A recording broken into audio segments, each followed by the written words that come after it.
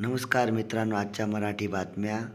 दक्षिण Africa super 8 फेरीत दाखल, शत्रूच्या हालचालीवर उपग्रह हाफ्स ठेवणार नजर, 8वीपर्यंतच्या विद्यार्थ्यांना देणार मोफत दप्तर, स्थानिक स्वराज्य संस्थांच्या शाळांमधील विद्यार्थ्यांना मिळणार लाभ.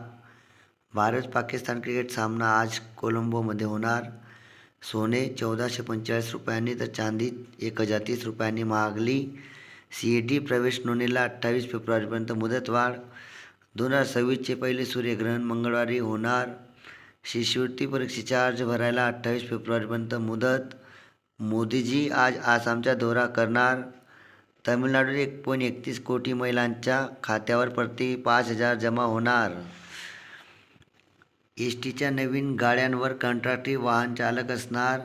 लोकसभेचे कामकाज 9 मार्चपर्यंत तहकूब.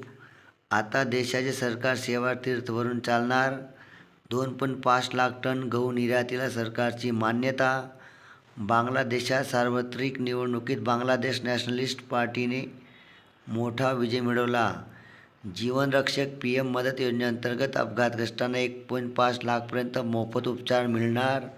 रेल्वे 12,300 डबे व 460 रेल्वे इंजिनमध्ये CCTV बसवणार. देशात 5 वर्षात खड्ड्यांमुळे 9,438 लोकांचा मृत्यू झाला आहे. गहू, पीठ, मैदा निर्यातीवरील 3 वर्षापासूनची बंदी हटली. यंदा 203 लाख क्विंटल साखरेचं उत्पादन होणार आहे. एक दिन चित्रपटाचे पोस्टर प्रदर्शित. बॅटल ऑफ गलवानचे रोमॅन्टिक गीत मैं हूँ प्रदर्शित. धन्यवाद मित्रांनो.